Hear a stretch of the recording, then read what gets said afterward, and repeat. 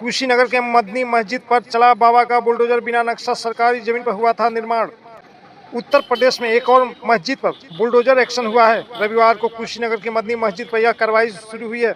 बताया जाता है कि इस मस्जिद का कुछ हिस्सा सरकारी जमीन पर बिना नक्शा पास किए बना है। इस मामले की जब शिकायत की गई थी तो उसके बाद बीते 18 दिसंबर को इसकी जांच शुरू कर दी गई। बुलडोजर एक्शन से मुस्लिम समुदाय के लोग असंतुष्ट हैं। जानकारी के मुताबिक जनपद कुशीनगर के हाटा नगर पालिका में स्थित मदनी मस्जिद पर जोगी के बुलडोजर की कार्रवाई सुबह करीब 11 बजे शुरू हुई। 18 दिसंबर से शुरू हुई जांच 23 दिसंबर को पूरी होने के बाद मदनी मस्जिद के पक्षकारों से नगर पालिका ने नोटिस जारी कर मस्जिद इंतजामिया कमेटी से नक्शा और इससे जुड़ी पत्रावलियों को प्रस्तुत करने का 3 बार समय दिया। तय समय में पत्रावली प्रस्तुत नहीं करने पर निर्माण को अवैध मानते हुए नगर पालिका एक्ट के तहत कार्रवाई शुरू की गई।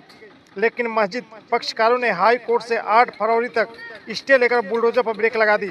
लेकिन 9 फरवरी को स्टे खत्म होते ही भारी फोर्स के साथ 5 बुलडोजर अवैध हिस्से को गिराने का काम शुरू कर दिया गया। 1999 में जब मस्जिद का निर्माण शुरू हुआ था तो उस समय सिर्फ 2 मंजिल भवन का नक्शा पास था। नियम को ताक पर रखकर 4 मंजिल और भूतल का निर्माण कराया गया, जो अब विवाद का कारण बना हुआ है।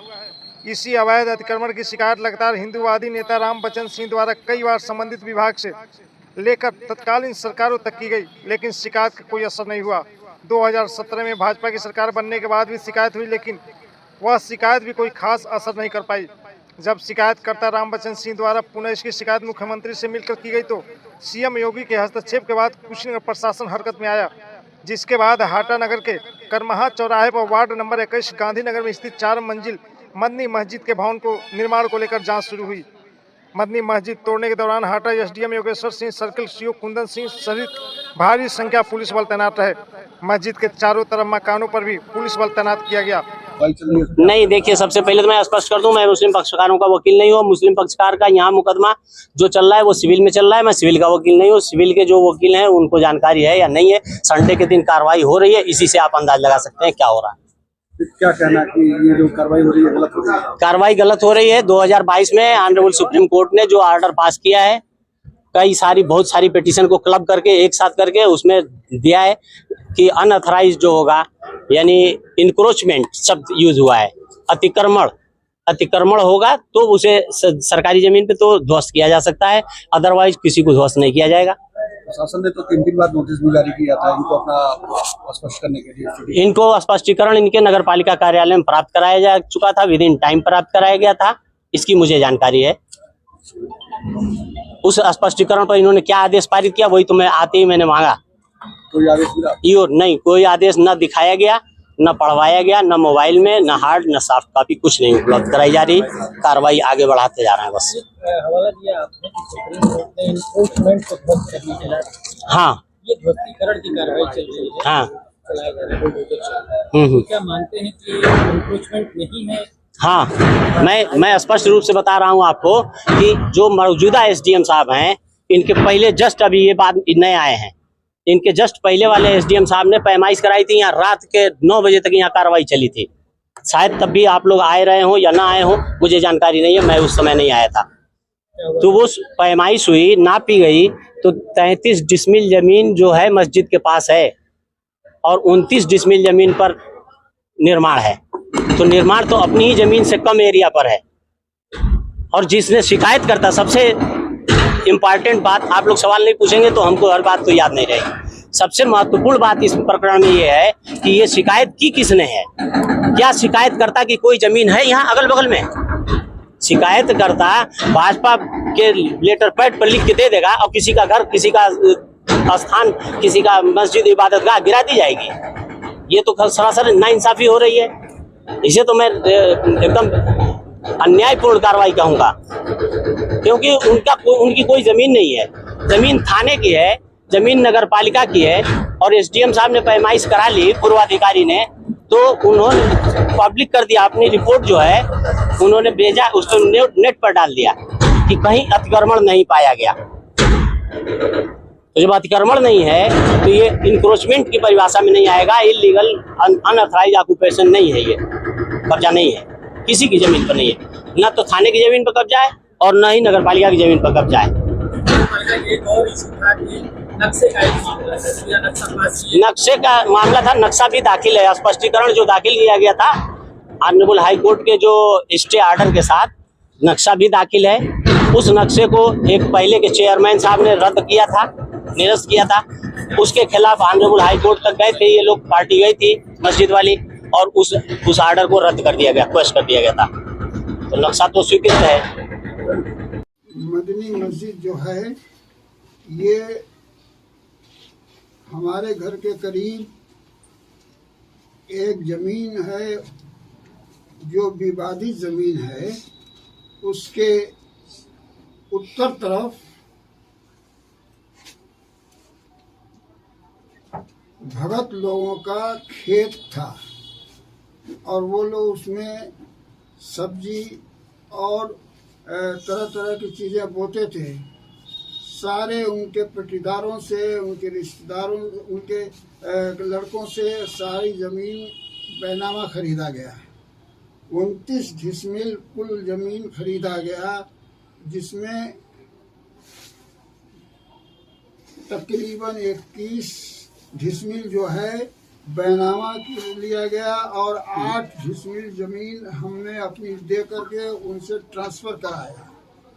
29 डिसमिल हमारी मस्जिद का पूरा एरिया है और ये हमारी मस्जिद और मस्जिद के चारों तरफ का जो तामीर है, जो क्या नाम की बनावट है, वो 28 डिसमिल में है।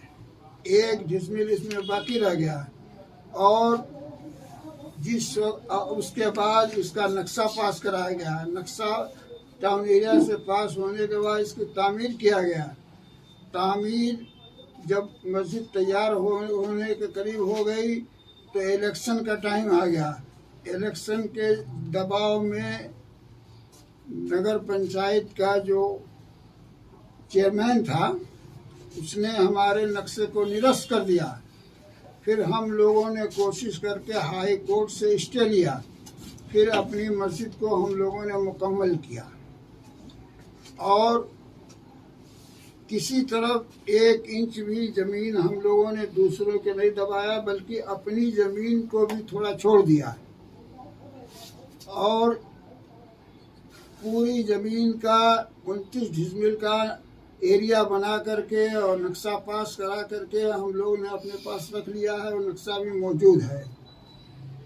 और झूठी बयान दे करके और ये कह करके कि ये एशिया की सबसे बड़ी मस्जिद है, ये बहुत झूठ बात है। इससे बड़ी मस्जिद तो गोरखपुर में मौजूद है, इससे बड़ी मस्जिद लखनऊ में मौजूद है। एशिया तो बहुत बड़ा क्या कहते हैं, वो एक क्या कहा जाता है इसको, एशिया तो बहुत बड़ा महाद्वीप है और इसमें तो पता नहीं 50-60 मुल्क हैं। सऊदी अरब इसी में है, दुबई इसी में है, कतर इसी में है, सारे बड़े बड़े मुल्क हैं। इतनी बड़ी बड़ी मस्जिदें हैं जिसको सोचा नहीं जा सकता। और ये राम बच्चन सिंह बयान देने वाला इतना झूठा बेईमान आदमी है कि उसने जो है एकदम न उसने गोरखपुर के मस्जिद देखा, न उसने लखनऊ के मस्जिद देखा, न उसने पूरे क्या नाम की अपने एशिया की मस्जिद को देखा। एक मस्जिद इंडोनेशिया में है जिसमें 100 पिलर है। अब सोचिए कितनी बड़ी मस्जिद है, इंडोनेशिया की बात। और तमाम दुनिया के एशिया के मुल्कों में मस्जिदें हमसे बहुत बड़ी बड़ी, लेकिन इतना झूठा है, बेईमान कि कहता है कि एशिया की सबसे बड़ी मस्जिद। अरे तुमने देखा एशिया की बड़ी मस्जिद है? कहाँ गए थे, किस मुल्क में गए थे तुमने देखने के लिए? और इस तरह से और सारी बातें झूठ, गलत, उल्टा सीधा कह करके कि इन्होंने सरकारी जमीन में और क्या नाम की पुलिस की ज़मीन में या क्या नाम की सरकार की ज़मीन में तामीर किया है। हमने अपनी ईमानदारी के साथ अपने एरिया में जो 29 डिसमिल हमारा खरीदा हुआ क्या नाम की बैनामा वाला कागज़ है, उसी के अंदर हमने मस्जिद बनाया, फिर नक्शा भी पास कराया और फिर उसके बाद जो है उसमें जो रुकावटें आई उनको भी दूर किया। और किसी किस्म का इसमें कोई 1% 1 इंच भी गलत बात नहीं।